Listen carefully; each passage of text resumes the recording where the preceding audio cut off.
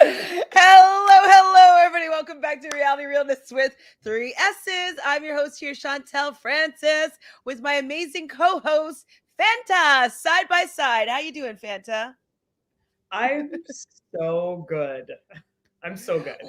Why are you so good, Fanta? Why is this? There's the results of this episode. Bye, Josh. Spoilers, sorry, but it just made me happy. Like, I think that we're gonna round another corner to the season with him gone now. Absolutely. And I don't know if I should say this out loud, but it's how I feel. And I'm just like, why did last week have to happen if this is what was going to happen this week? You know what I mean? Yeah. Yeah, I feel you on that. And not that I want anybody to be outed or whatnot. I don't respect necessarily what Ashley did, even though we still kind of hearsay. We don't know specifically what she's done, so it's still hearsay. So I'm speculating as to what I've heard that she might have said, but I don't know, if he wasn't around, she wouldn't have said it. Anyways, I know. We'll just do a little mourning here. I am also in mourning, and there's so much tea, like, in the whole challenge community. Like, so much shit happened this week, which I also can't wait to talk about. Well, let's just start with that stuff. Let's start with the stuff. The tea? Yeah, let's start with the tea. Well, I'll start with one tea. So I saw that Leroy, our guy Leroy, posted a 30-minute video on his Instagram stories, or Instagram IGTV, and he talks about his mistreatment, or what he felt was mistreatment by MTV for the racial remarks that Camilla made on Dirty 30 and how that whole situation was handled. Now, I'm assuming that was stirred up for how they handled Ashley and this particular situation with Josh, that probably he was like, wow, like, I thought that what had happened was a lot worse. And like, it was a little slap on the wrist and $450,000.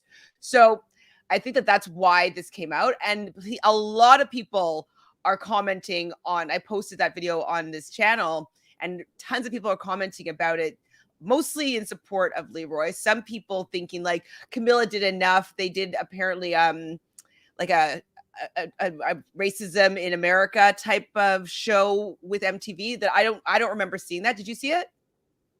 Where Camilla basically apologized? I didn't see that at all.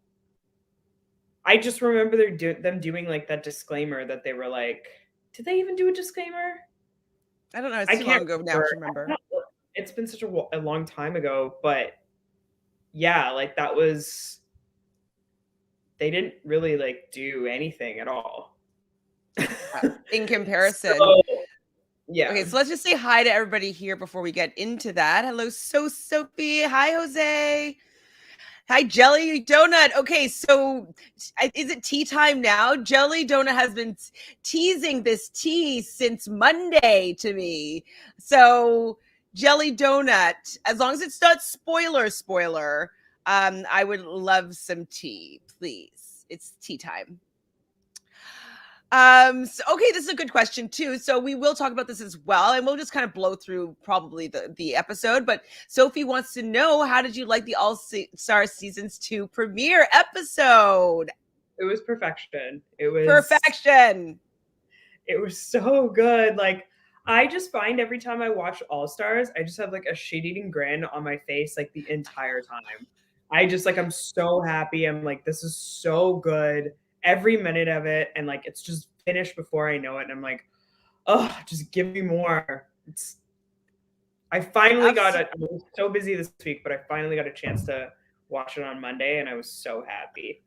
I totally agree with you. When I was watching it, I was just smiling the whole time. I did not want it to end. Absolutely. The only thing that would take it just a notch down from perfection was the lack of elimination. Make it a 2-hour episode. I want a 2-hour premiere. It's fine. We'll watch it. I promise you, it will be watched.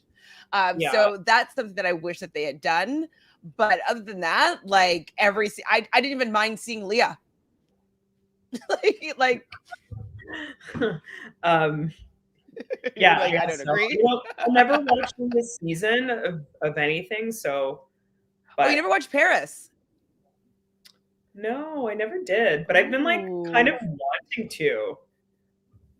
Okay, so that's your mission then, is to watch Real World Paris. Interesting. Hello is Rock. Hi, Kenya. Thank you for being here. All right. Jose says Kyle winning when everyone was cheering for Josh was the best thing ever.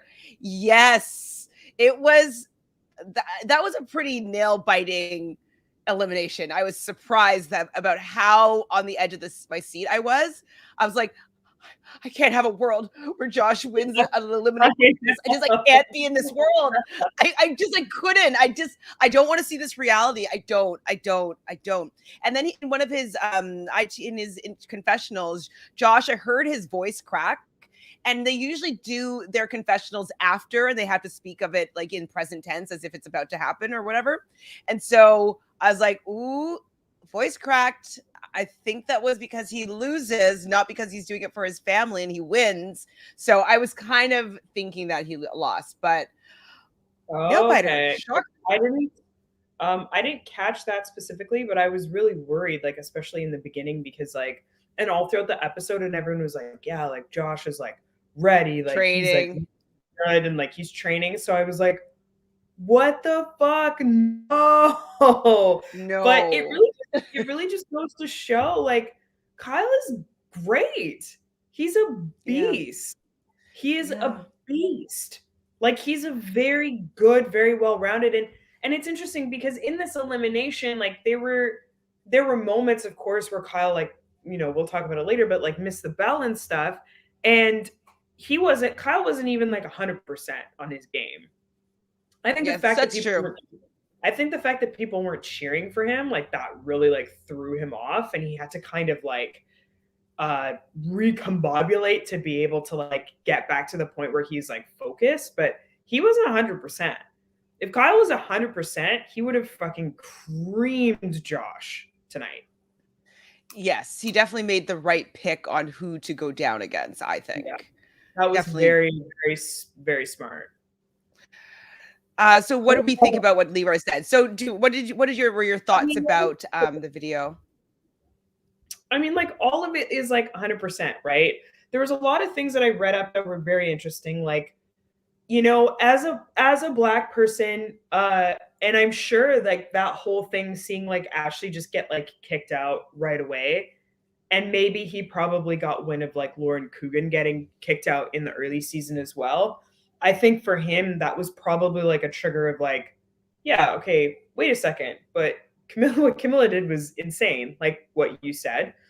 So I think that, you know, as a Black person, like there's a lot of things like throughout your entire life, you're just constantly processing things. And you could just be like in the middle of your day, like minding your own business. And then you remember something like racist and traumatic that happened to you when you were a kid or when you were a teenager. So, and for Leroy, I mean, like, that's something that was like, it was just also public, and there was just like, everybody was watching, and it was just this like horrific situation. And it was really interesting to me because Simone, who was on Are You the One? I don't know if you saw her comment. You saw her comment, right? No. What's her comment? So she commented about it. I don't think she commented on Leroy's live or whatever, but she commented on it. And she was like, yeah, I thought that was like, it was all really messed up. It's like, interesting that Leroy is speaking up now, because she was like, I remember when we did a season together, she went up to Leroy and she was like, listen, like, why are you letting all of these people who are like your friends? She didn't name names, so it could have been like Bananas. It could have been like any of the people that were all on that season. But she's like, why are you letting them like rap along to songs and like say the N-word, or like say the N-word as a joke? Like, that's not cool. Like, I thought, you know, you would stand up for this, blah, blah, blah. And then Leroy was like, well, you know, like, they don't mean it like that. And then she was just like, okay, like this is messed up. So she wrote this in this comment, and then she's like, but like I guess everybody heals in their own time. So I find that also very interesting. Like, I don't know if Leroy has ever had conversations with his friends like about that after, and have been like, hey, It's not it right. is okay for you to say the N-word. I don't know if any of those people have apologized, but I thought it was great that Simone brought it up, because that's also very valid. But also it's not on Leroy to carry all of that and like do all the education. Like, it's not his job to do all of that emotional labor and like teach everybody and everything. I definitely think the landscape, of course, has changed since the 90s and the early 2000s, even the mid 2010s. But there was a lot of drama that came from that. Like, there was also Tori, you probably saw this, but commented on Leroy's live video and was like, sending you all the love, Lee. And apparently there's some speculation about this, but somebody had posted that Cam posted, like, I see you, you're still following Camilla. Or maybe it was a fan that said, but Tori, you're Cam. still following. Oh, it was Cam, okay. So Cam posted that, and then Cam unfollows Tori. Tori unfollows Cam. Nany unfollows and still follows. Camilla. And then, but Tori, I think, actually unfollowed Camilla afterwards, because she knew she would get lit up from everybody, right? Like, that's Tori for you. So like there's that whole aspect. So all of that kind of blowing up. So it makes you kind of wonder, like, oh, are other things going to come up? Cheyenne has already spoken out about her experience, that the bullying, like the racial bullying that she experienced by Bananas and Vance. So yeah, it's kind of a very interesting sort of landscape. I'm trying to find it, but MTV had made a statement, and I can't find the statement now. Oh yeah. I thought I didn't screen grab it. Why didn't I screen grab it? Yeah, I think I've got it here. Pardon? You found it?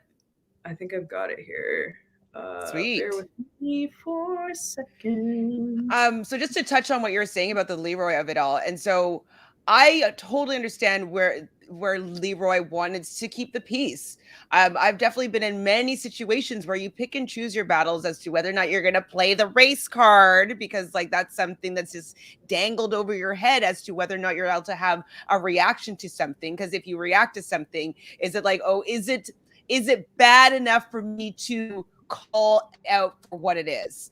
And I'm sure that that's something that he was worried about. He's being employed by a majority white network.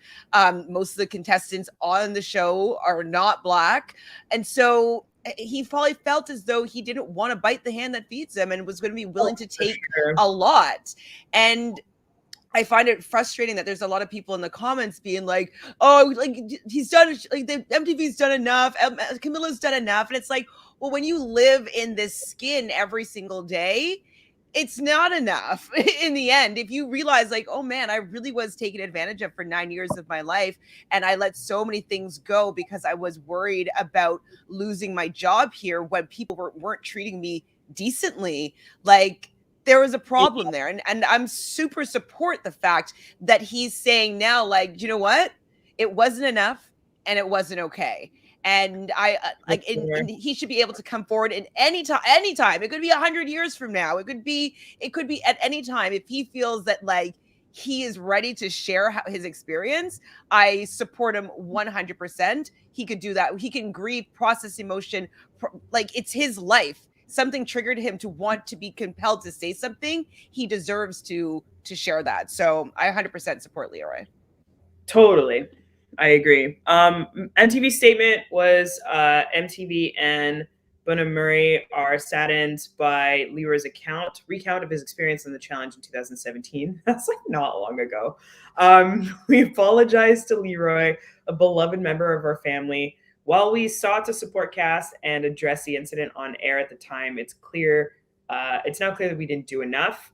We have learned from this experience and continuing to double down on education programs for all cast and crew to ensure a safe and respectful, inclusive set free of discrimination and harassment of any form.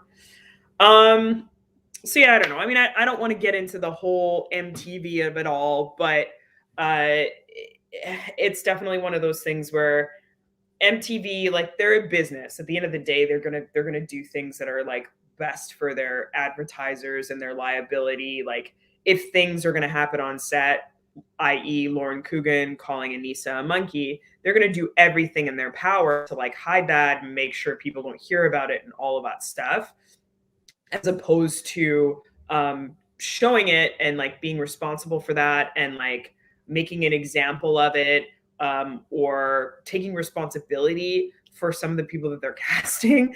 Like, there's all of these kinds of things that they could do. They won't. It's, you know, it's a big, massive company that's been around forever, and you know, you can't really forget that like at the inception of MTV, they weren't playing black artists in the very beginning. And it wasn't until you had people like David Bowie speaking out and going, hey, you guys aren't playing any black artists. Why is that? So they've got a long history of that. And, you know, it'll be interesting to kind of see how this sort of thing plays out. But I definitely think when it comes to race stuff, they shouldn't just deactivate the agent and then like pretend like nothing happened. It's like, no, we need to see that stuff. Like, obviously there's a double-edged sword for all of these things. It can be triggering, it can be dangerous, it can be harmful, but I think that there's a better way for MTV to kind of deal with things. They've kind of fumbled the bag, and I just think at the end of the day, like, if you think about MTV, if you look at they probably are not, all of their higher ups, it's not diverse up there. So if they had some diversity in their team, you know, even if like Leroy went in and was like a consultant or something about dealing with matters like this, it would make a huge difference. 100%. It's surprising though, like they say that they have diversity training or whatever they said, the type of training that everybody undergoes. And it's like, but do the producers and the editors and you know what I mean? The casting, like, no. They don't. The people that need to, like, where it counts, it's not happening there, and that's where the issue is, right? Like, if it was casting, like, we probably wouldn't really be having this conversation. And that's the thing. They're like, oh yeah, okay, we're gonna do it, and I bet they're doing like these seminars and stuff with like cast and crew, where like, yes, it's important, but it's like that's not where it needs to be happening. And if like they're doing it with like producers and casting, like, they don't give a shit. Yeah, they'll do whatever they want. But I won't get into that. We could do a separate podcast just on that. Podcast about that, but that's a tale as old as time. That is where it is. We could speak briefly to the response that Camilla had, because people were coming for Camilla once Leroy, you know, dropped his video, and she kind of came on apologizing a lot, saying that she's doing a lot of racial training and whatnot, no makeup, kind of crying. What did you think about Camilla's response? I haven't watched it intentionally because it doesn't matter. You know, it doesn't matter. I did tease in one of the comments that you might just share your story about when you bumped into Camilla the week that aired. So if you don't mind sharing that story. Oh yeah, for sure. It's so wild to think about that now. But yeah, Dirty 30 was airing at the time, and I was like, I think it was like 1 or 2 episodes behind. And I went to this party. It was like a friend's art show. And so, yeah, I went to this party and I was there with a couple of friends, and I turn around and Camilla's standing right there. And I was like, holy shit. And I was like, hey, like, are you Camilla? And she was like, yeah. And then I was like, I'm like such a big Challenge fan. Like, you're such a beast. And she like kind of had like deer in headlights because that episode had already happened.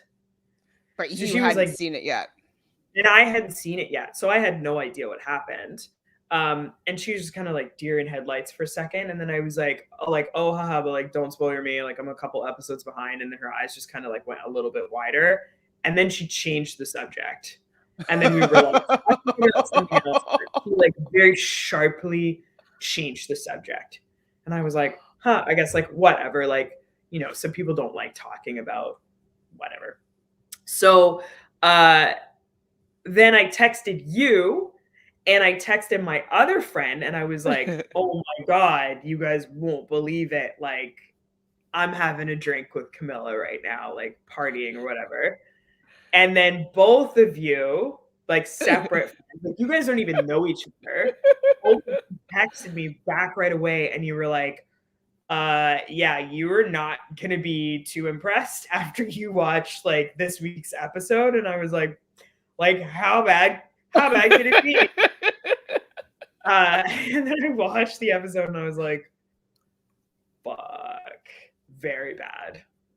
Especially you coming as a Black person, giving her props and not having watched the episode. Well, yeah, and that's the thing that like is so funny is like I remember like just like the deer in headlights and just like she literally just didn't say a word and she was just like, and then like changed the subject and I was like, like that's kind of weird. And then like after I watched the episode, I was like, oh yeah, okay. Like that's horrifying because the finale, because she was living in Vancouver at the time. She's still there now, I think, right? Yeah, I think she still lives here. But the finale is like obviously the finale like happened like after like all the airing. So that's I think she was just living here and just like didn't go back to the reveal. Mm-hmm. Or maybe she wasn't invited back because they're trying to do this whole, you're not part of MTV anymore, but we'll still give you the check. I feel like she just was like wanted to save face and didn't go. I think if she wanted to be there, because they invited her to the next season. Yeah. Oh, okay. Right? Remember? Right. Mm-hmm. So I think she was just like, I fucked up and like I can't show my face. So, okay. So any other tea that I'm forgetting about? I've got more tea. I came with tea. So did you hear about what happened with Nelson this week? Okay. Well, I mean, I saw the TMZ account, and then I also posted this on the channel. I didn't listen to it fully through, but I did hear that Nelson say that he was making a phone call because he's doing a bunch of business deals, and he's at a hotel. I think it's at the Mirage, maybe in Las Vegas. Oh, it was Aria. Yeah, it was Aria. And he was outside, and apparently someone jumped him from behind, stole his chain, and ran off. And then his friends and the police ran off after the guy with the chain. Yeah. But then TMZ said that he was messing around with a married woman. That he was like flirting. Pardon? So that like the story was, so TMZ, like the story was like he was flirting with this married woman. But so he got like sucker punched and his like nose was like, and he had to wait 10 hours for the swelling to go down before like the doctors could do anything. And so so that's what TMZ said. TMZ said that Nelson was flirting with a married woman, and then the guy got like really mad and then punched him. But yeah, what actually happened, because the police were able to corroborate it with the security footage, he was like, I literally said like a few words to this woman, and then this guy just came behind and like sucker punched me and then stole my chain.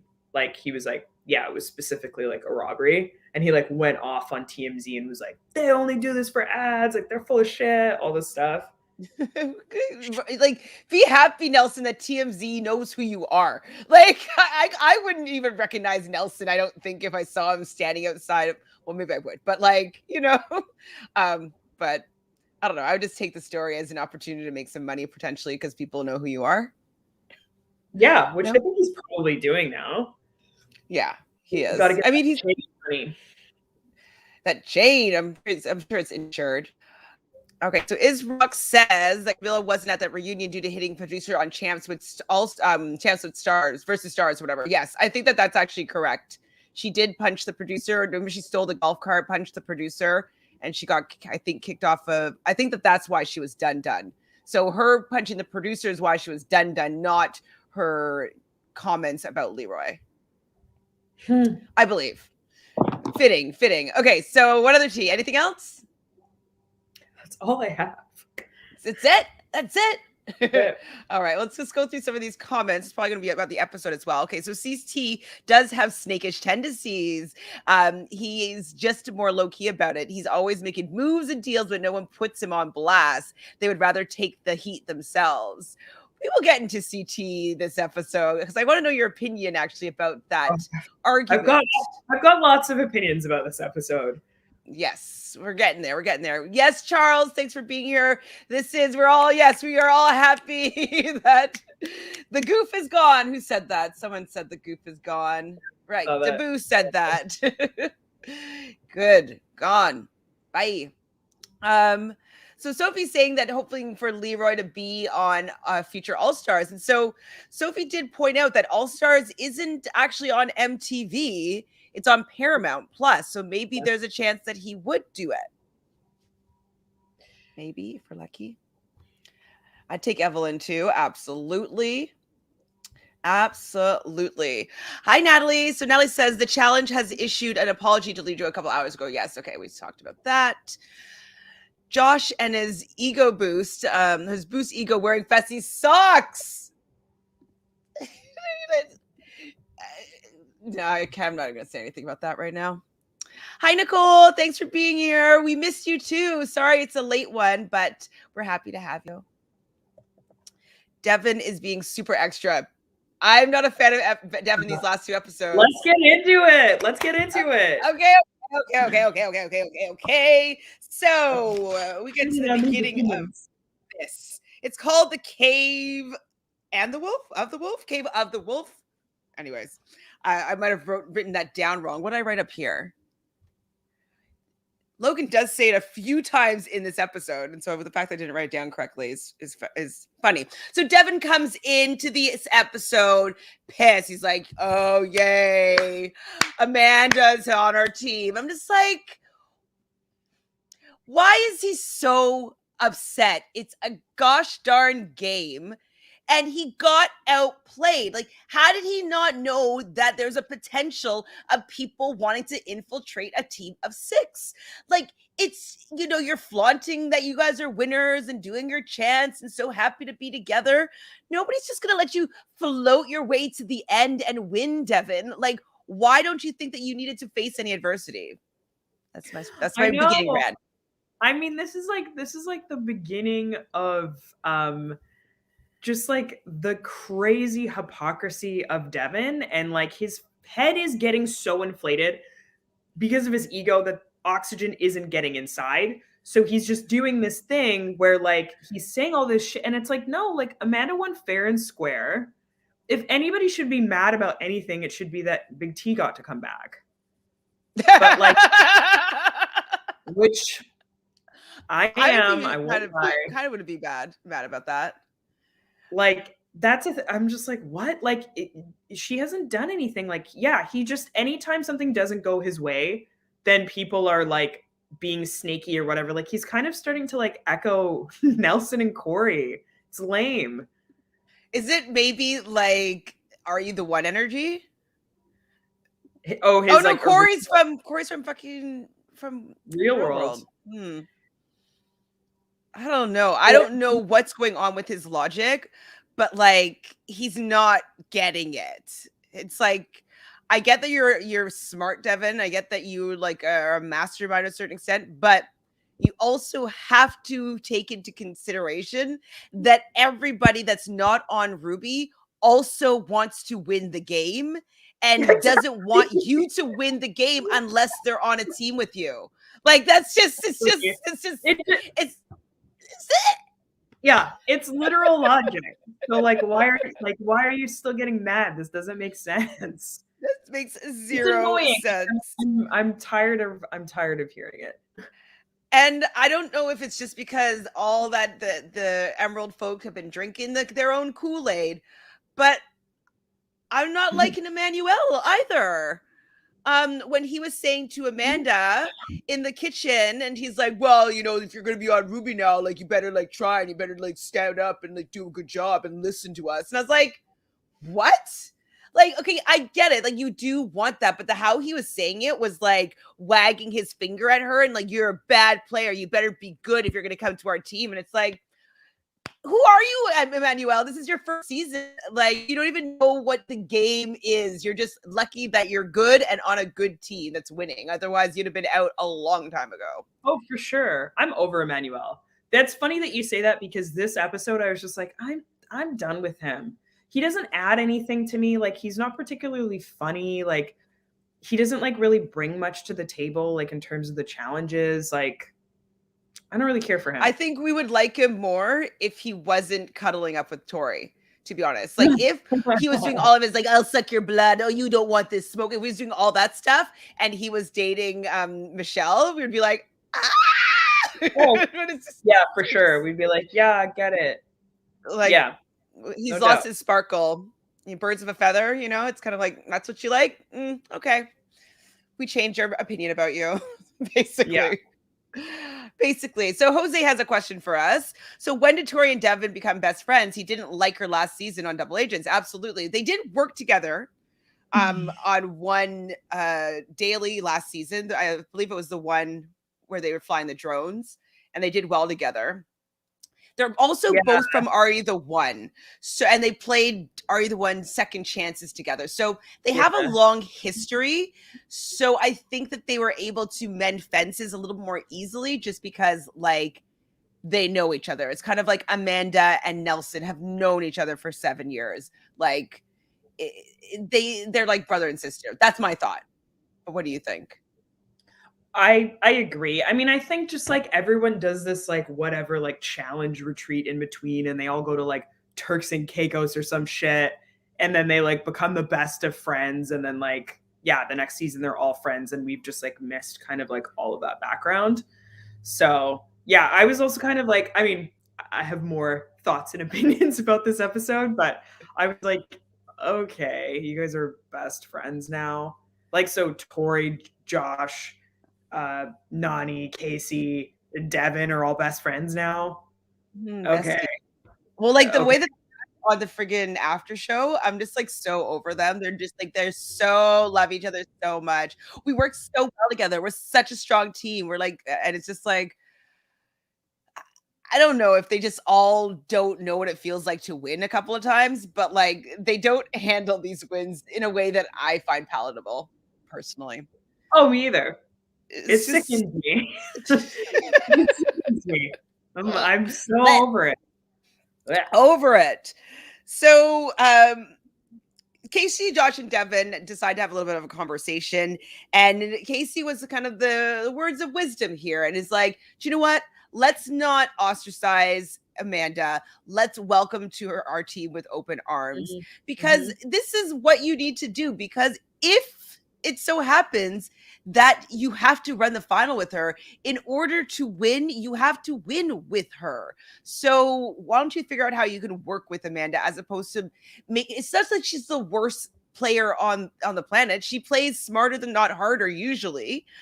She's not maybe super physically aggressive, but she could beat most of the women on your team for puzzles. So she could be an asset, especially in the finals when Tori is not good at puzzles at all and not good at math at all. She lost the final of War of the Worlds 2 because she couldn't complete a puzzle faster than like 8 other people.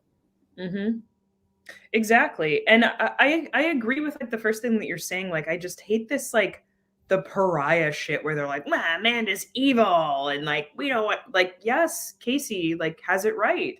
Work with her. You have to. You don't have a choice because she might be on that team for as long as teams are there. And yeah, maybe you might be going to the final with her. Why wouldn't you take the time to like be like, okay, like let's like figure this out? Because if you don't, you're going to start losing. Which and then they'll blame it on Amanda. It's like, do you know what? Blame it on you guys not being better in order to be good with everyone. That's what we were always saying about like Fessy. We're like, Fessy's not that great because he's not great with partners. Aneesa is not necessarily as well-rounded or as athletic, but she wins often with partners. And of different types of partners as well. So, you know, anybody can become a good competitor depending on who they're working with. And so if you are a great competitor, you should be able to help out your partner or your team. You should. Oh, for sure. And the thing is, like, yeah, complain as much as you want, but you can keep complaining, but you'll just keep losing. Yep. Yeah, it's not functional. Like, it's not useful. So change your tactics. So would you think the change of tactics should be to put on a red cape and paint thumbnail polish red to motivate the Ruby team? Do you think that's the best tactic? No, I think that the Ruby team is haunted by some losing spirit. So they need an exorcist. I did think, though, that one of Tori's points, though, when she was kind of rallying the troops, was she did say that we have just as many people that have been to a final as the Emerald team. And I thought I was like, you know what? That's true. That's true. Yeah. I was like, wait, we don't need to sell Emerald or Ruby so short, because they do have people that are capable of getting to the end. So I thought that was a good thing that she brought up. I agree. I mean, yeah, that is a good thing to rally everyone with. I did find it interesting that Josh now is the one that's trying to motivate Amanda to train with him.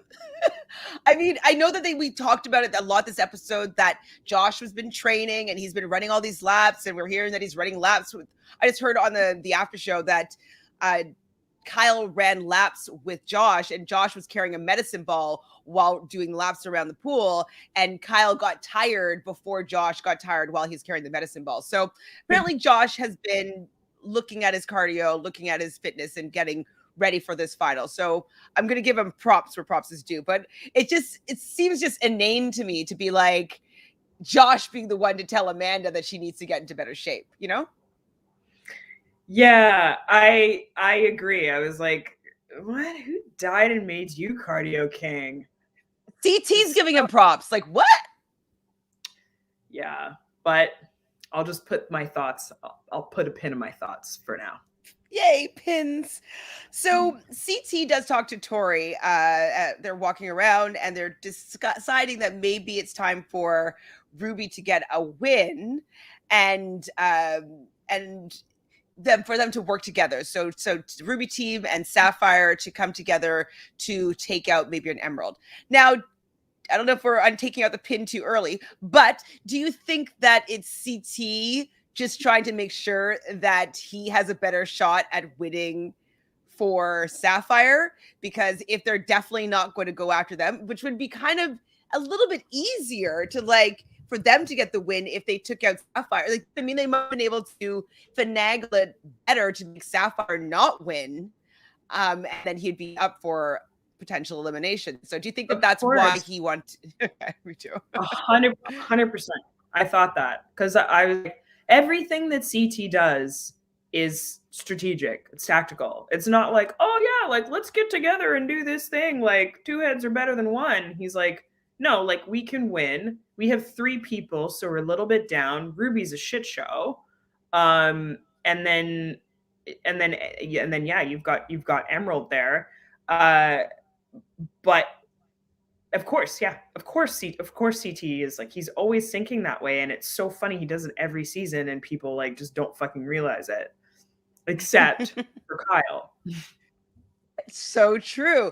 Okay, so that's why CT just obliterated Kyle's game this episode, because Kyle is the only one that's like, wait a sec, hello, CT does this every season, and everyone's like, la la la, what? CT's our uncle. Okay, let him win again, I guess. Probably. So they're playing Boom Raiders for the daily, and basically at least misunderstood now that they were running in heats. I wasn't sure if they were all going to be running at the same time, and then the terribly unbalanced teams would be really affected. It wasn't affected that much for the fact that like 3 men had to run, 3 women had to run, 3 men, and it alternated back and forth. So Emy had to go twice for Sapphire because of this, but other than that, the guys were able to alternate. So it wasn't as unbalanced as I thought it might have been, you know? Yeah. What are you smiling at? I was just laughing at the part where Emmy's like, but there's only one of me. And CT's like, that's your problem.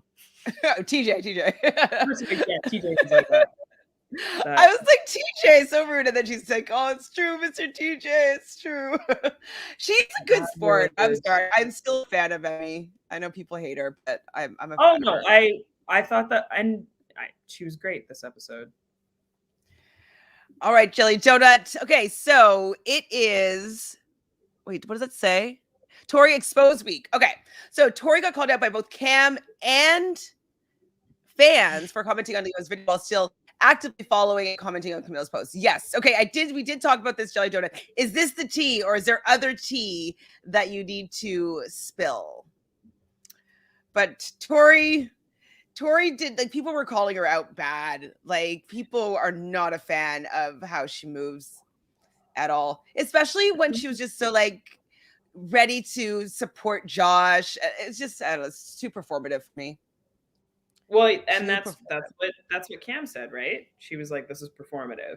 And that's the thing, like, Tori, I mean, the thing that a lot of people don't like about Tori is that she just always tries to look good in every single light instead of just being a human being. And like, yeah, she just always she's just not real. And like, and that's another thing. Like, I'm like, okay, just take time off. Who is she really? What's her? I don't really know what her opinion is. I don't know what she stands for, actually. I don't know. I just don't know who she is. She morphs into whomever she's hanging out with. And, you know, if she's hanging out with like so-and-so, all of a sudden she has this kind of like tough girl kind of like talk. I don't know. It's just all performative. It's just, she's not a real person to me. And that's why I guess I don't vibe with her very much. Yeah, so I didn't fully understand what the big deal was that Kyle did. So as they're running, we have Sapphire and Ruby making a pact that they're going to work together. Kyle does end up taking one dynamite stick. They have to run these dynamite sticks back and forth through these trenches. And they had to get 20 in there. So everybody starts with 10. And once they get 20, then they would win. They pull the lever, explosion, of course. And that team would be winning the daily. So at one point, Kyle does steal one of the Sapphire team's dynamites and literally blew up the game. So why was it that bad? Because I don't think that it would have prevented either Ruby or Sapphire from losing. I mean, first of all, I think that was just like, it was obviously blown out of proportion. And I think that Tori was just like high on her own supply. First of all, starting from the challenge when she's like, or from the daily, and she's just like, yelling at Devin and yelling at people like, this is what happens. Like, Amanda took my spot, all of the stuff. I thought that was way overinflated, one. And I think that CT got into Tori's ear and was like, okay, like, I want to put Kyle in. And Tori was like, okay, well, I don't want my boys to go in. So I think she took a bit of that, took a little bit of this, little eye of Newt. And then it was just like this massive thing that was just, I was watching it and I was like, why is she getting so angry? This does not make a lick of sense at all. It doesn't matter. It's not, and like Devin said, it's not a guy's day. Why are you freaking out like this? So obviously just to get camera time, like just all of these different factors, but for sure, like it was I was like, this is really stupid. Like people have done shadier things. And I think that everybody just kind of like jumped on board. Just like a couple of seasons ago with Teresa, when everyone was calling her Toxic Teresa. Yeah. Just as long as it's somebody else and it isn't them, but it's like everybody in this game is a snake. Everybody except for like Cory and Nelson like snake people around and like do shady things. But this week it was just like all shit on Kyle. I actually felt bad for Kyle because it's just kind of like, okay, yeah, maybe he shouldn't have done that or he made a mistake, but like the amount of heat that he took for like a mistake where the team still won, it's just like, it's wow. I think people just feel like they can do that because Kyle is a snake, or he puts himself in situations where they can do this, but I feel like they take it a little bit overboard. It's a little bit too much. I agree. Now, not that I want anybody to get hurt, but I had a slight enjoyment when Kaycee came out guns blazing and just took Tori to the ground. I liked it. I don't even like violence. I loved it. It was so, I actually like rewound it to watch it a couple of times. I mean, because like it's so funny because Tori was just so like, wow, like doing her hype thing, and like Kaycee just floored her. It was awesome. We didn't hear any more like comments from Tori after about like, I'm taking these girls down. Yeah. That. Okay, so Josie says, kudos for Tori playing her own game. Am I the only one thinking that she did nothing wrong? She didn't do nothing wrong. I think she just blew something out of proportion.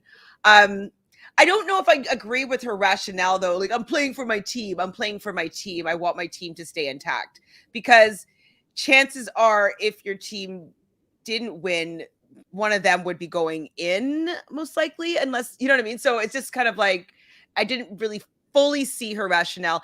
And then Devin was making, in my opinion, a lot of sense when he's like, I'm supposed to be your really good friend. You're also really good friends with Josh, and you're boning the other guy. So those are the three people that you are fighting against. One of us will be going in there for sure. So I thought that made sense. So fine playing her own game, but I don't know if it's good for her in the end, Jose. Yeah, she was just weird this episode. She was just not that was painful to watch. Was there anything else about the daily that you want to talk about other than Sapphire winning? So CT's so mad, but Sapphire does still end up winning the daily. Emy is the one that wins it for them. She's able to pull. I love that CT wants to make her have these experiences. Like, pull it. Like, you know, he really is making her enjoy the challenge. And I do like that kind of mentorship that he's giving her. I find that fun. But other than that, did anything else go on in the challenge that you want to talk about? Not really. I was hoping for more contact.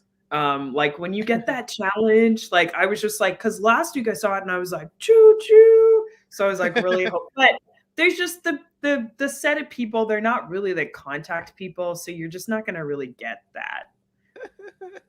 Nicole says, drink a game when anyone in this episode said best friend. Never mind. We'd all need rehab within 5 minutes. True. Best friend was the word watch of the episode. Absolutely. Yeah, we would be wasted. Devin in another disappointing episode. I know, Natalie. What's happening with Devin? I like Devin only when he's playing from the bottom. That's got to be it. That's the rule. I agree. That's the rule. He's not, when his ego is this big, it stinks. And it reminds me of, like you mentioned earlier, it reminds me of like watching like Second Chances and like watching Are You the One? When he was just being a dick. Such a douche. Yeah. It's not fun. It's not fun. Okay, so interesting question. So Jose says, so was Josh getting eliminated karma for the Ashley thing? I don't think that that's a situation where you can designate karma for that. That's a tricky, multifaceted situation. And I remember I read some more tea, and people were like, it was actually really bad. Okay. They were like, Ashley was like, it was horrible. But I don't know. We weren't there, so it's difficult to say. if I look at it karma-wise, I'm going to say that this is his karma for not going home when Fessy went home. Because that's the timeline she should have been on. He should have been out the door with Fessy at that time, and he lived a long life in this game after Fessy is gone now.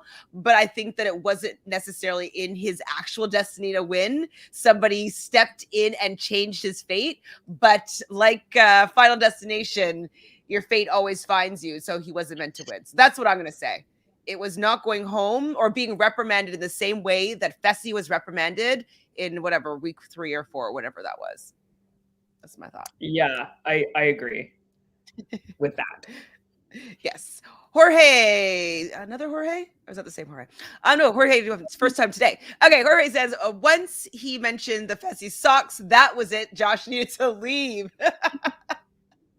Yeah, that was definitely wasn't what I was expecting him to be putting on for his elimination. So Nelson is pissed at Kyle. Like, everybody's pissed at Kyle. Like, this narrative is just kind of weak to me. I don't find what he does to be that bad. Maybe if I was playing the game, I'd be super pissed or be super wary of him. But whenever I've played games with people that I'm wary about, I would keep them close and just get them out when I needed to. You know what I mean? Like, I wouldn't necessarily yell at them. I'd just be like, okay, I know you're sneaky. Okay, I got it. I got an eye on you.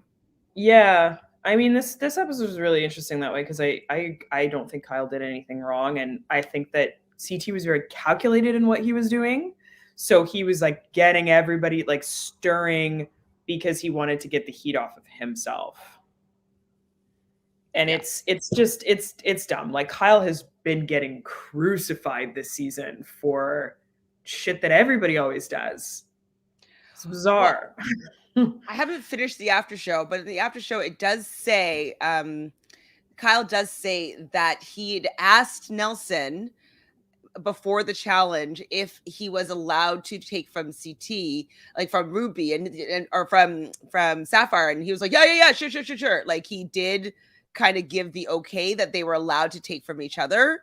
And so it was a little bit of a miscommunication, it seems, from what Kyle said. But we don't have, Nelson's not there, I don't think, and CT isn't there. So we don't know what the truth is about that. But that's what Kyle's saying. So we'll see.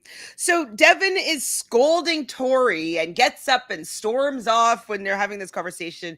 Tori's voice is cracking. There's there with Josh and Emanuel, but she's really holding back tears here. And he really was scolding her. And I was just like, shut up, Devin. Like, why are you making me like Tori in this moment? Like, there's a problem if that's what's happening. Like, I'm on Tori's side in this argument. And is it 5 points, would you say, for Tori and Devin here? Oh, yeah. That was a fight. That was a fight. It was a fight. Yeah, you're back. I agreed. I just thought Devin was out of his mind. I was like, what's going on here? Aren't you on top? Like, why are you acting this way? I think he's just getting too close to the final and he's seeing it slip away, maybe. Like, yeah, he needs to pivot. That's the sign of a good competitor and good challenger, is being able to deal with the cards that you use the cards that you're dealt in a way that still gets you to the end no matter what. Not just this one magical formula of Emerald that's the only way that you're going to get to the end. No, figure it out. Figure out the new configuration, Devin. Smarty pants. Mm-hmm.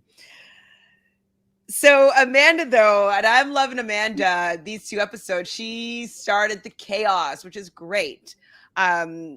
Sucks that I'm sure part of her chaos started the whole Ashley fight. So that sucks that all that chaos kind of resulted in that last week. But this week, she's just loving the fact that, like, Tori is pissed at Emerald, all of her friends, and Amanda's just like eating it up. Loving it. Great. Heats off her. Exactly. So Devin is saying that Tori made a selfish move. Who do you think made the selfish move here? Tori for trying to win for her team, or Devin for trying to keep his team exactly how he wants it? Well, Devin is obviously selfish here. Like Tori's, and like she said, she's like, I'm not on your team anymore. What benefit is it to her to lose for a different team? That doesn't make sense. No, it doesn't at all. And then they lose on, because Tori's on their team, they lose for the girls' day, and then Tori has to go in and defend herself. Like, it doesn't make any sense. It kind of should be like, we're working on a team together. You're my friend. This is the new rules of the season. We're getting down to the end. There's like 5 episodes left, maybe less, 4 episodes left. Like, so 2 episodes in the final, basically. Is that just like one guy, one girl day, and then the final? Holy Jesus. Or maybe 2-part purge. I don't know. Anyways, there's got to be a purge coming soon. Maybe next week. Yeah, there's too many of them. There's quite a few of them. But it's just kind of like, I understand why she just wanted to win with her team. Wasn't plotting against you guys.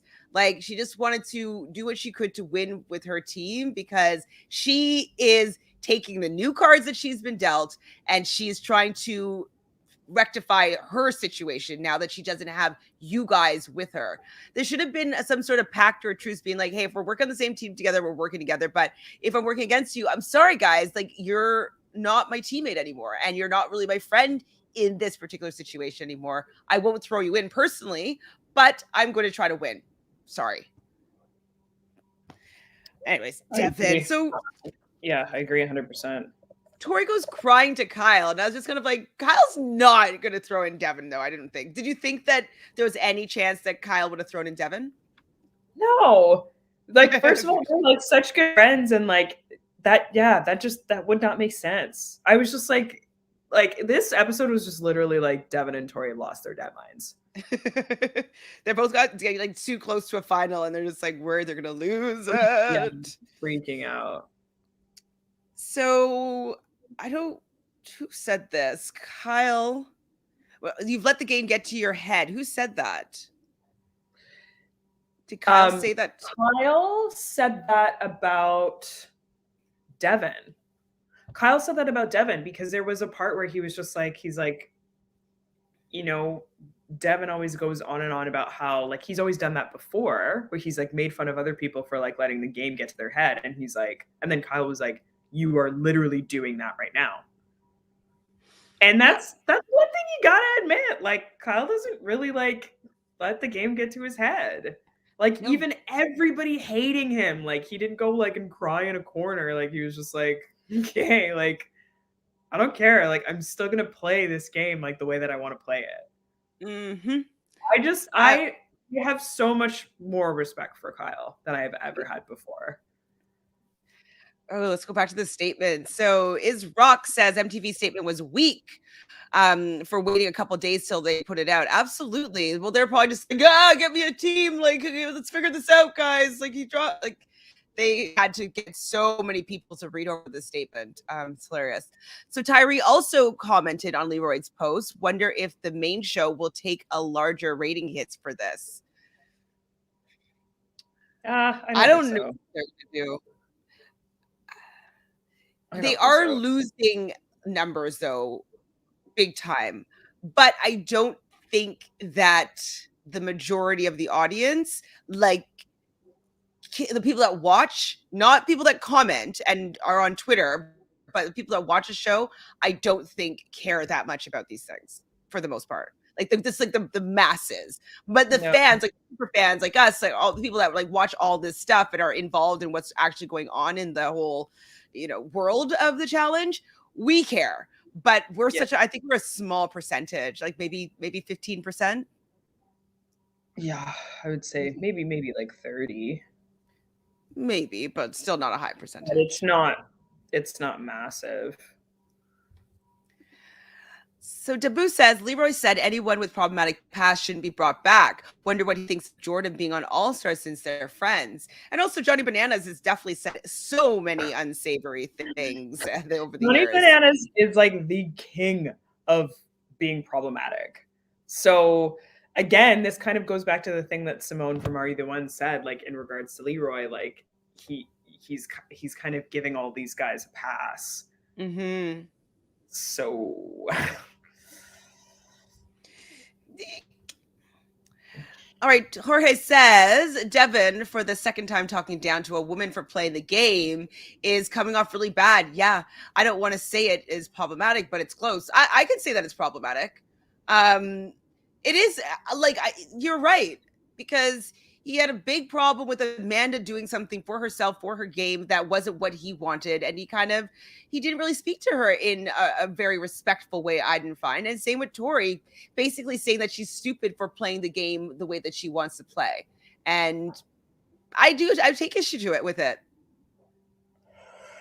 Yeah, I mean, Devin is just really kind of showing like he hasn't grown up ever from all of his previous seasons. Like he's just showing how much of a small man he is. Like when he just gets a little bit of power. Or when he thinks he has power. Mm-hmm. And that's one of the things that, I mean, I was so happy for so many reasons that Josh went home today. But one of the reasons I'm loving seeing that alliance fall apart, because it's just like when push comes to shove, like you don't got it. You guys can't hack it. Because at the end of the day, like if you go into elimination, like you're done. So like if Emanuel goes into elimination, he's like probably gonna go home. As it maybe not against Kyle, maybe, but because he's quite limber, agile, and kind of good at these things, it seems. But he's also doesn't know what it's like to be down there. So Kyle has experience on him for sure. So Maya Muna says, I remember Janelle and Alicia talking about their bullying from production on X on the Beach. Really? A lot of bullying has been done by production, so it's all talk from the producers at this point. Alicia took a brutal beating from Taylor. Like the way that she was also throwing out some insults, and like she wasn't being a model citizen, absolutely. But I thought that Taylor was very nasty to Alicia. Like I could never get over her horking at Alicia on the show, and like that being okay. It's quite gross. Who's Janelle though? I don't remember Janelle. Whenever I think of Janelle, I think of from Teen Mom. Oh, I don't know who Janelle is. Me neither. Remind us, Mayamuna, if you remember.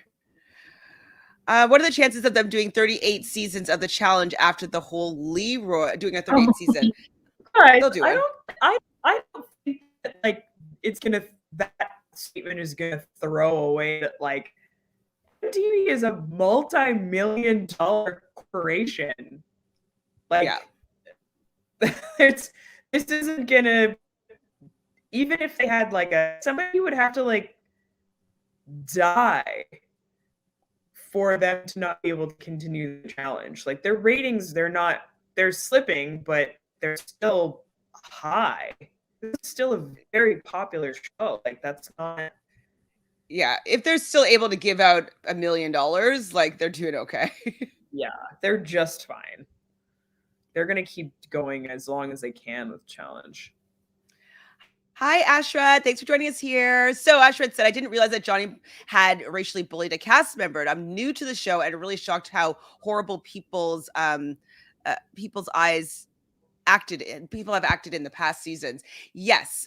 So if I remember correctly, this one situation off the top of my head with Cheyenne was they kept on calling her Chantele and other typical Black girl names. And she was correcting him saying, no, that's not my name. That's not my name.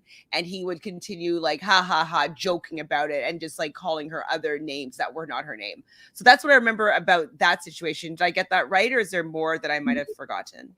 Yeah, no, that was it. And they were very, very relentless about it. And yeah, I mean, it was Devin, Devin was the one that actually like was defending her and like convincing her to stay, and that's where you saw like a lot of the headbutting of like Devin and Bananas and Vince. But yeah, Challenge has its, if you're new to the show, Challenge has a very interesting type of history, and it's easy enough to just, if you go back and watch it. I won't get into it. Obviously, I'll end up digressing and talking about it forever. But if you go back and watch old seasons of the challenge, you'll be shocked. You'll be quite mortified. Like even just The Island, for example. Like I watched that. I think I just for some reason skipped that season. I never ended up watching it before. But I watched that for the first time this year, and I was like, "What the fuck? This is horrific." And Johnny's like pretty bad. Yeah, Johnny was horrible, and he's never really apologized for that. So take what you will with that. Yes, definitely take what you will with that. So Camilla wasn't at that reunion hitting producer. Yes, that is true. My memory is being jogged for sure. So did we hear that Kaycee's now expecting, meaning that she was pregnant? I don't know if she was actually pregnant on the set, another pregnant person that competed. I thought about that when I saw that Kaycee was pregnant, because I think, what did she say? It was due in April. Did you see this, Fanta? I did see that she was pregnant, but I don't know. I feel like it might have been after, but I remember thinking about that and be like, no way, she wasn't pregnant as well. I really felt like it might have been right after, but I don't know for sure. And they need to figure this out, because if they end up having someone get seriously hurt and losing a baby, like that could be really, really bad news for the challenge, I think. So I don't know why they're not being more precautionary about this. I don't understand. Hi, Sonia. So I hear MTV production is having difficult time casting for next season. Really? Like, why? There's a lot of people that would very happily do the show. I'm sure the difficulty is that some people are like, okay, enough of Josh and Fessy and Kaycee, and people are like, no, we have to have them. Like, maybe that's the difficulty, is that they're not coming to seeing eye to eye with who to cast.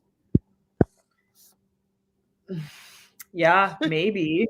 What's the reason? I feel like it's very easy to cast the show.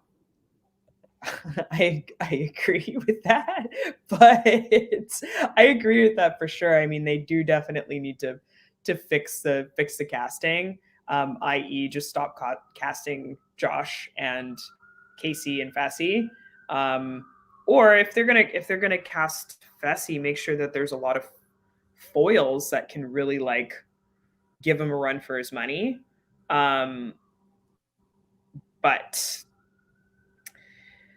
who knows? Well, I guess we'll see. But they're knocking it out of the park with All Stars. So,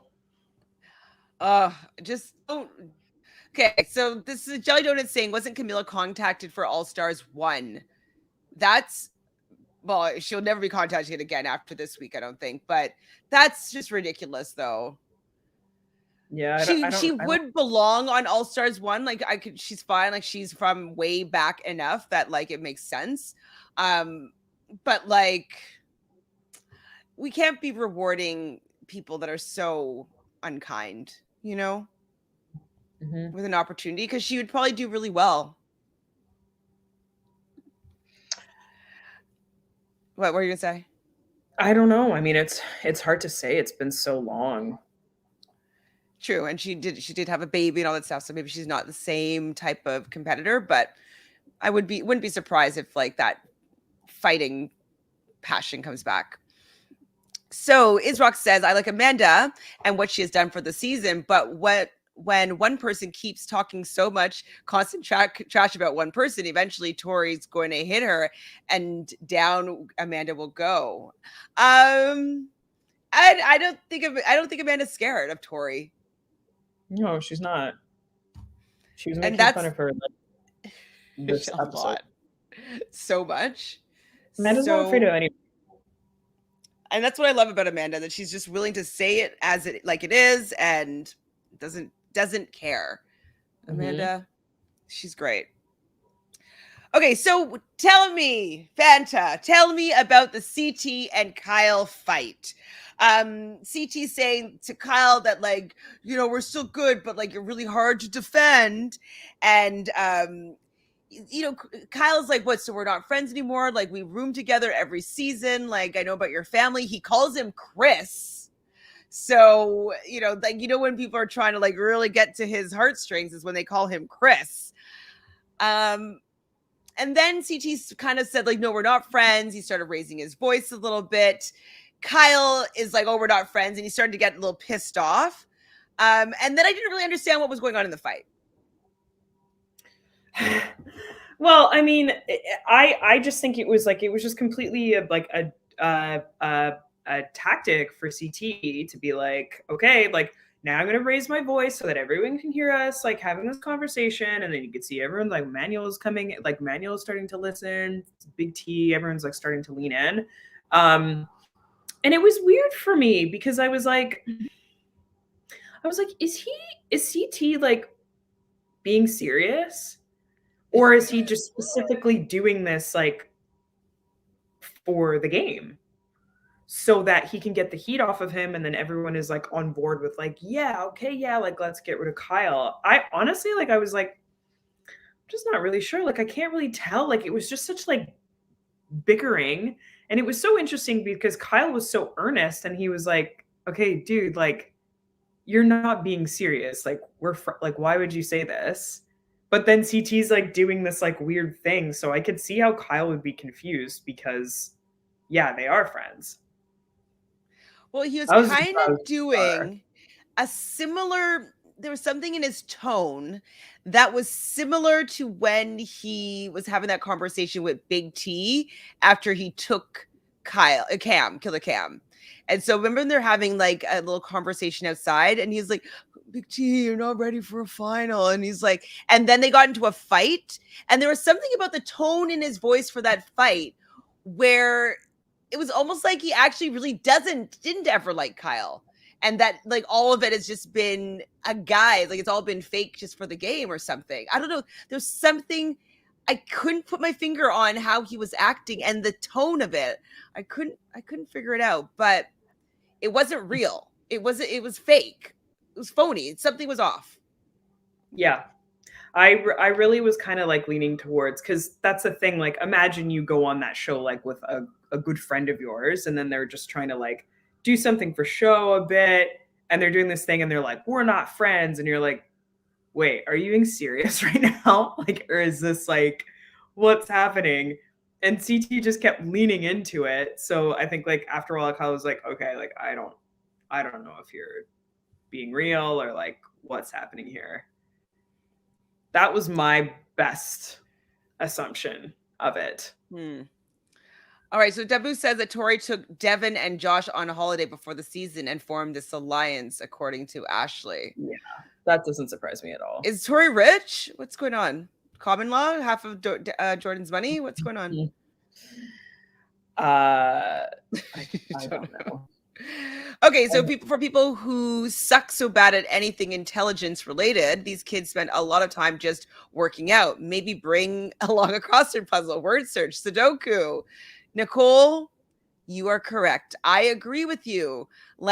Do something. I loved when Amanda gave them that the practice test. That's, if they have a pen and paper, be practicing shit like that. I don't know, figure out a way to do multiplication in the sand or in the grass or whatever. But they only seem to believe that if they're just super strong, that they'll be able to win a final. And it just takes a little bit more than that. Even what's his name? Go ahead. No, I agree. Amanda said that, you need other things to finish a final. It's not just being all fit and everything. And then, so now you see, look at what happened with Josh. Well, even the Turbo was smart enough to realize that, if I'm going to have to be eating, let me go eat that whole chicken and go get on the treadmill so I can practice knowing what it feels like to run on a full stomach. It's kind of gross. I wouldn't want to personally do maybe that one, but it sees that he was putting himself in the mindset to be able to win these things. It's not just about doing laps around the pool, carrying a medicine ball. Exactly. Vacation. It's all about the vacay. Sneaky. Do you know what? That's probably what's getting to Devin, is that he's all in on this alliance, and it's not the game that he's necessarily used to playing.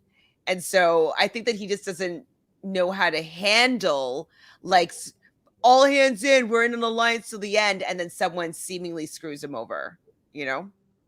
Mm-hmm. Something like that. I don't know. Mm-hmm. Oh, this is where I was talking about All Stars. Did you hear that Cara Maria was asked for All Stars 3? Sophie had posted that a second ago. No, No, I didn't. that either. I haven't heard that. I have not. Satoshi also hooked up with Fessy at some point prior to the season. Yeah, that's like season 36 T. Season 36 after show CT. But it does look like Amanda and Fessy are back together. They're at some sort of sporting event, and she was kissing him on the cheek for the camera. So they seem to be recanoodling. All right, Nicole remembers when I loved me some Tori. Really? When was that? I'm just kidding. I'm just teasing. When she first got on the challenge. Rest in peace to the ghost of Tori Pass. I don't know who this other chick is, but she irks my pre-Christmas spirit.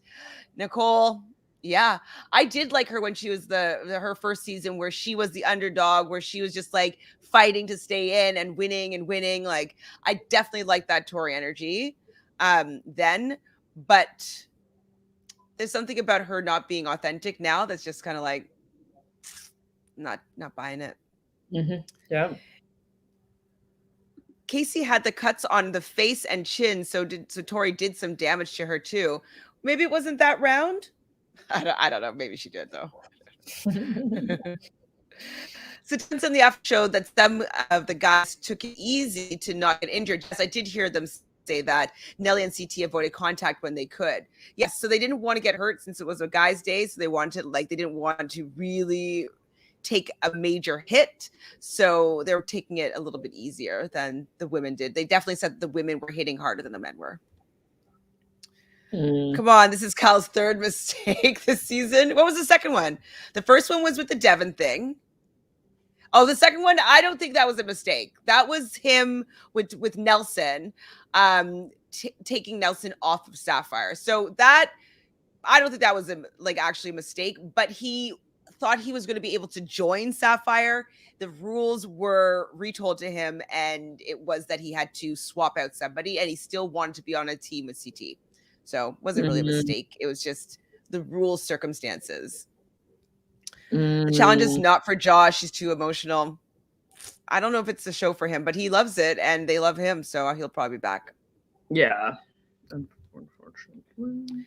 Devin was a wuss. Yep. Everyone should play for him to win. Yeah, exactly. Like, I roll. Shut up, Devin.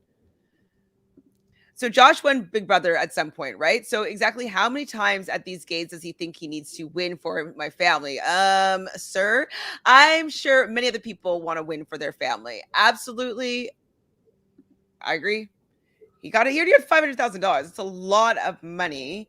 They should be decently okay. Like, you know, vacation and bills paid. So I was living for Amanda, and her freckles were so cute too. She has a lot of freckles. She's cute though. She is cute. So my Muna says I have to 100% agree with Kyle saying TT was a bigger snake. Yeah, was the biggest snake. Yes, he is. Also, Devin was being so mean to Tori, and I feel like he had no reason to be that mad. Oh, agreed. He knew Kyle wasn't going to pick him. Absolutely. See, he's such a man, he pissed me off this episode. Okay, so there's some fight points that we're going to give out for Kyle and CT's fight. I'm assuming. CT says, what am I, a mastermind scumbag? And I'm thinking in my head, I'm like, yes, you are CT. You are a mastermind scumbag. So we went to the deliberation. I didn't really write down that much, but I wrote down whatever, Josh. I think he said something about what I've done for everybody that's sitting over there. Like, I've done something. And then Devin echoed being like, it was my doing to get you guys over there. I'm just like, in a game where there's only one or two winners, you guys all helped each other out, and you had an agreement to do something until so far, and eventually you got to play for yourself. It's only one or two winners, maybe a team, but Devin, chill. Well, yeah, I mean, I thought that was really stupid because it's like you can't help everybody in the game, and you're trying to act like you are, or you have been, and you're just sweating because you don't want to go in. But I like how Amanda came out in confessional and was like, "Oh, that's interesting because last week you were like screaming down my throat." But okay, right. So what did Nelson say though? That he wanted to go down or he didn't want to go down? Because I wrote down, I'm like, I couldn't understand what he had said. I rounded a couple times. I probably wasn't paying attention. Nelson does he's talking. I'm not like, oh, what was that? So Sadia says, just hand CT the money. He's playing the game at a superior level. And then all these layups. Yep. Devin is so into you're my friend. CT straight up tells Kyle, you're not my friend. The wolf has entered the final. I mean, CT knows how close he is to the final, and he doesn't care who he's there with as long as he's there. So it's getting pretty likely that he's getting to the end. Like what he has to maybe get through. It's going to be a girls' day next, right? And then a purge, and then the final. So he just has to make it through a purge, most likely. Which he will. Yeah, of course. Of course. And like with who's left, like who is the biggest threat for CT on the male side? Nobody. Logan. But Logan doesn't know the challenge, so yeah, but that's what I'm saying is just like that would be his biggest threat. But Yeesh. Like that's a bit it's yeah, he's never played. He's never done a final. It's gonna be hell for him. Is it safe to say that Cam won't be coming back anytime soon? Unless the dollar's right, maybe they'll do it just to be like, let me take some money, give me a good price point, like an appearance fee. She might say yes. Yeah, I think she'd come back just to rectify some wrongs, maybe of the production. Mm-hmm. Maybe. I think she was on season 2. She's a darker, slimmer black girl that season. She talked about how production would allow other girls to provoke her and gave her the angry, loud, aggressive edit. Well, of course, that's obviously. I don't remember her though. What was her original show? I need to know who this is now. Janelle from X on the Beach. Oh, is she tall? Is she from Bad Girls Club? I think she's from Bad Girls Club. Yes, I think that's who it is. Never mind. I could definitely see them manipulating her, and she is kind of a pop-off queen. So her and Angela kind of were from Bad Girls Club, and I could definitely see the producers trying to instigate her getting angry. Also, Alicia said how basically she had to sleep in her beauty trailer after the production allowed Taylor to stay in the main house. Well, Big T has said since the season ended, she realized CT and her aren't really friends. She pretty much felt like he acts a certain way to her face and different in confessionals. Well, that's just kind of reality TV game. People want to have cutting, really good confessionals, and they ask leading questions in there, and they air things that's going to be for a certain narrative. So I can understand it not looking like they're friends, but he doesn't care for her that much. Not in the game anyways. No. Okay, so Kyle is trying to scare in the deliberation that he's going to pick Emanuel. He wants to scare Sapphire. CT isn't buying it. The whole Sapphire cell isn't buying it. So Kyle is the compromised agent here in the end. We do see Amanda, Big T, and Kyle talking while they're eating burgers, it seemed. We don't really get to see them eat that often, so they're eating burgers. And Amanda's like, you do what's best for you. And she's like, you're here, you're playing for your family, your child, like, do what's best for you. I thought it was good advice for Amanda. I mean, for sure. Yeah. She just got shat on for doing the same thing, right? She's got a baby. Mm-hmm. So what did you think about Tori and Emmanuel's pillow talk? It was disgusting. I hated it, and I stopped watching. Brutal. This is where Josh puts on the socks. And we head on over to the lair. So we know Kyle's going to be competing here. He's the compromised agent. At this point, I wrote down, I think he would choose Josh. For what we saw from whatever it was, it didn't look like a size thing. It didn't look like it was a hall brawl type situation, which Josh is bigger. So it's chances are that he could maybe take down Kyle, depending. But it did look something that would require a little more agility. And so I thought that out of who he was willing to pick, I thought that Josh was the pick. Did you think that he was going to choose Emanuel? I thought for a moment, but then when I saw it was like the bridge thing, I was like, I don't think he's, again, just because of it's an agility thing. Like, Josh is still pretty clunky. And he does fumble usually under pressure. So I would definitely, on something like this, where there's it's seemingly a lot of elements to it, I would go Josh for sure. So it's gonna be Josh does choose Josh. Kyle does choose Josh. Like why wouldn't he? He did tell Josh beforehand that it was a 30% chance that he was going to be choosing him, 70% that it was Emanuel. But this was one of those 30% situations. I would have chosen Josh as well. So they're playing Burning Bridges, and they're all talking about how it was so fitting because, like, all Kyle does is burn bridges. Get over yourself, everybody. So dumb. So they had to climb up, put down with a plank, put down one plank piece at a time through this bridge. And there's 16 pieces. And then every time they put down a plank, they had to jump and hit a bell before they can go and bring up another piece of wood or whatever it is, the plank. And so this is a very tiring elimination. I thought it was a good one because it taps into a whole bunch of different things. A, it's going to be a lot of stamina. B, it's going to be like having to be tired and jump off and time how you're going to hit that bell. And it's lengthy. Like 16 is quite a few pieces. So I thought it was a good challenge. What do you think about the lair? I loved it. I love eliminations like this. I loved it. Like, I mean, I love the eliminations more than I love the dailies this season. I loved this one. Like, I was biting my nails. I was like up. I was like screaming for Kyle, just like really cheering for him.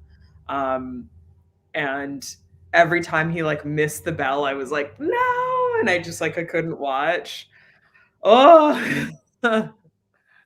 Did you also notice at the beginning, before they started the actual challenge, that there was these like glamour slow motion shots of like Josh, and then you'd hear like the voiceover of like how he's feeling, and then you'd see Kyle like, I'm just like, what's happening here? And it's all like smoky. It was like this weird kind of like 80s theme, but like it was because I noticed it when Big T was like doing the confessional and explaining the challenge. And it was like this weird kind of like 80s motif. Yeah. You watch it and you'll know what I mean. Like it was definitely noticed it, but I didn't look at it like that, but I was like, why are they doing this? Like there was nothing to like set this up and establish like why, but I was like, okay. Like yeah, it was just like a random like I was thinking that they're just trying to fill time. Like they're just like trying to stretch it out. Like they have to make it an hour and a half. And it's so funny because it's like you don't have to. These episodes there's other stuff this long. They don't need to be this long, and if they are going to be this long, there is another conversation that you could just insert there, as opposed to having this weird like glamour shot thing moment, slow-mo like smoke. It's weird. That's so funny that you say that, because when they did that thing with like when they were like getting Big T to explain it and they were doing that whole thing, I was like, why are they stretching this out? This is so weird. it didn't fit. Like it was this it seemed like a different show. It did. It really did. Maybe somebody had like okay, this is your practice shot that you're editing. You're going to edit this one scene. Let's see how you do. So maybe it's like a new guy. So I was definitely agree with you here with like, on the edge of my seat. I was like, I could not see the timeline where Josh won this one against Kyle. I just didn't want that to be the narrative. I did not want Kyle to go this way with everybody hating him, with everybody not cheering for him.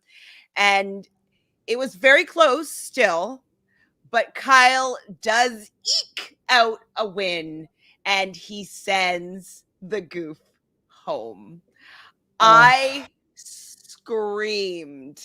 Yeah, so did I. I've never had so much relief. Like, I was just so happy. I was so happy. I was like, oh, and we get to enjoy the rest of this season without the goof.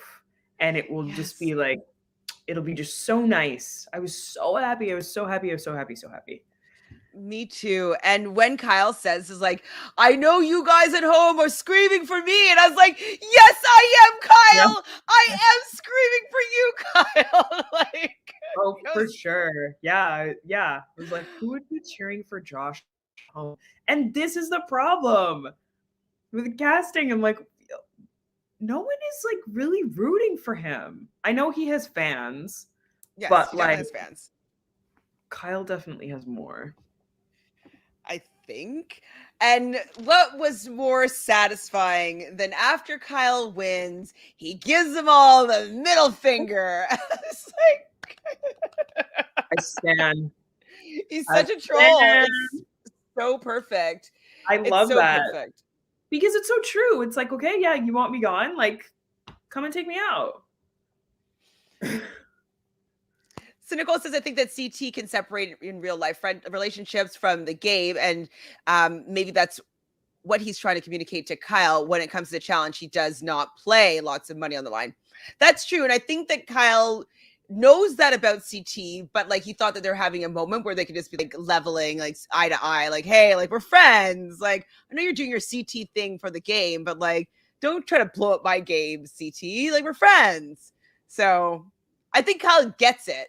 And he gets it too much. And I think that that's why Kyle makes a decision to go to Sapphire to keep his eye on CT, because CT can do some funny business when Kyle's not on the team and maybe like throw him in or whatever, use him as some sort of scapegoat. But he won't do that if Kyle is on the team with him. So I think it was smart of him to go back to CT. What do you think? Oh, I agree. Like that was the best thing, because if they're going to win together, and then Kyle won't be in trouble. But yeah, CT was obviously very pissed about that. I was like, you can't get rid of him, CT. Exactly. So just a couple more comments here. So according to Big T, she won't be doing season 38. Hear that, Fanta? Merry early Christmas to you, girlfriend. Yes, we did hear that Big T wants to go to culinary school and train for the next time she comes back. So I just feel like she'll just be better like on a cooking show. Maybe. That'd be great. I'm going to get in so much, Nicole, you're like blowing up my spot. I'm going to get in so much trouble. People are going to be like, Fanta hates Big T. We love Big T. We just don't love her on the challenge. We just don't love her on the challenge. It's scary. But yeah, I think she would be great. Like, I would love to watch Big T on like some like cooking competition show. Yeah. Or even like Love Island. I would like to see her on Love Island. Hi, Austin. Do we know where to watch the episode? Ooh. MTV.com with a VPN? Yeah, you're going to need a VPN, bruh. Because otherwise you can't watch it today unless you... Because actually MTV doesn't have it anymore. .com? I know MTV.ca. Like in Canada, the MTV has gone to another Canadian network. I haven't looked lately on MTV.com. Oh, I have a link for in real time, but I don't have for right now. So I don't know. Does it replay later? I don't know. I'm sorry, Austin. I do not know. If anybody in the chat can help him out or her, that would be fabs. Yes, it didn't record. Oh, that's so annoying. I'm sorry. Yeah, I don't know. Where are you coming from, Austin? So Nicole wishes that Kyle would have infiltrated Emerald. They were already uber annoyed with one change. They would have lost their minds if he came to them. But then it would have made Ruby stronger, and they wouldn't have been as strong, I think, because what was making Ruby or Emerald strong was the fact, like, was the whole combination of them. So with Tori gone, she does make the girls team a little bit weaker in a different way, like we'll say strength wise. And who would he taken out? He'd taken out Emanuel, and then it'd be Kyle, Josh, and Devin. That would be the three guys on the team. I don't think that's that strong. No, Emerald's already weakened now. Yeah. So the move was, oh no, Josh wouldn't have been there. Yeah. So it just would have been him and Devin, because he wouldn't have moved Devin from that team. I don't think that's strong enough. I think the move is to go with CT and hope that you're running the final, just the three of you guys. Exactly. More money for y'all. Mm-hmm. Fanta, we do love Big T, but yeah, not on the challenge. No bueno. Top Chef, baby, after culinary school. Exactly. I would love to see that. Any cooking show, I would watch Big T on any other show, but the challenge is just... So before we just go away here, we'll just take a little peek at our drafts. I have to say, I'm very impressed by the fact that we've stayed pretty much like even for the most part. So we lost Josh here, but we're still even. I feel like your team is the strongest. You have an entire cell. Wow. So you might have all the winners potentially. Ooh. Whoa. Well, if you did that and got 50 points for each of them, or 25, I don't remember what we decided it was, like, you might be able to take the win from me. But wow, like, yeah, you have the whole emerald cell. I mean, sapphire cell. Mm-hmm. Oh dear. Oh my God. Are you gonna win this in the end? What? It could go very well, or it could not go well at all. I don't know. Wow. Well, it's just so really impressive. I love the fact that we are all equal again. So we drafted, I think, quite well in the sense that, like, it's pretty even down the road. So I'm impressed with us for that matter. Yeah, you think we're podcast pros. Who, us? Well, it's been amazing chatting with you today, Fanta. Michelle will be back with us next week. She is enjoying some leisure time on the West Coast. Hopefully there'll be a union of Fanta and Michelle, if that can happen maybe on the weekend. We're crossing our fingers that they can meet in person. Yes, that's pretty much all that's going on. Fanta, hopefully you can join me on Friday where we'll talk about All Stars, which is just like, it's just a lot more fun to talk about. And it's pretty quick too. I will probably be. I'm likely going to be joining you on Friday. Sweet. So that will be 10 p.m. Eastern, unless you need it a little bit later, Fanta. We can always do it a little bit later. No problem. No, because All Stars is on Thursdays. Yeah. I can watch it on Thursday, right? Correct. I can watch it tomorrow, right? If I can watch it tomorrow, then I can do early. Perfect. So so we'll be going live at 10 p.m. Eastern to talk about the challenge All Stars. Tomorrow I'll be live at 7:30 p.m. talking about Survivor this episode. Woo! That was another good one. Has that already premiered? Survivor? Yeah, sorry. I mean, like, it's like played today. It comes on at 8 as well. Oh, 8 Eastern. Yeah. So you can go watch it now. I want to go watch it. Yes, of course. I mean, while I usually watch, depending on what time we go live, but I'll watch the challenge, then I'll watch Survivor. And now I'm going to go watch Winter House because I love trashy TV just like that, you know? Okay, so Nicole missed last week. Does Michelle have a new team name yet? We didn't decide officially, but Bettina, I think, is and Friends, right? It was somebody said something really funny that I had such a laugh at. It was like the Bettina Memorial Foundation or something like that. Okay, we'll just put it as that. The Teen Memorial Foundation or something like that. That was really hilarious. And I was like, that's a good choice. So we'll put it as that unless Michele objects. So the Bettina Memorial Foundation is the new team name for Michele. I feel like that's not right, but maybe maybe it's we'll figure something out. Right now, we'll say it's and friends, so it's not sounding like somebody passed away. Friends. Well, thanks again, Fanta, for being here. Obviously, everybody here in the chat, you guys are amazing. Nicole saying good night. Well, yes, good night to you. See you next week. We obviously love you. Oh. Oh my God. Yeah, Nicole, that cracked me up for like a minute. That was good. Super funny, but I guess yes, it is kind of suggesting that she's no longer with us. So maybe we should do something a little more positively funny. And if you haven't done so already, please do us a favor and subscribe here. We love having you join us here in the chat because this is what we do. We talk about the challenge, and do you know what? Nobody is better than these challenge people in our chat because they know everything. And it's so satisfying when like people are up to date on everything that goes on as much as we are. Like, doesn't it feel good?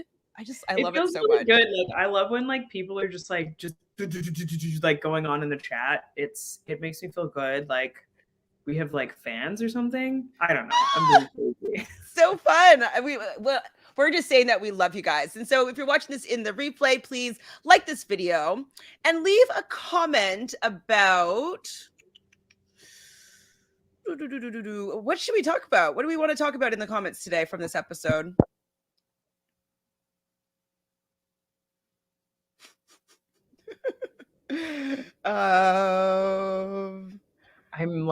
I'm blanking. I'm so blanking too. What TV show do you think that Big T should go on instead of the challenge? Love you, Big T. But so yes, give us your thoughts on maybe other reality shows that she would be on. And is there anybody from this season that you would want to see on All Stars? No. Or is there anybody who do you need to see on All Stars? Like you want to see Evelyn. We know you want to see Coral. Is there any other people from the past, from Real World, Road Rules, proper from the past that you'd like to see on All Stars? So those two comments in the box below, and we'll chat with you next week and on Friday. That's it. Bye.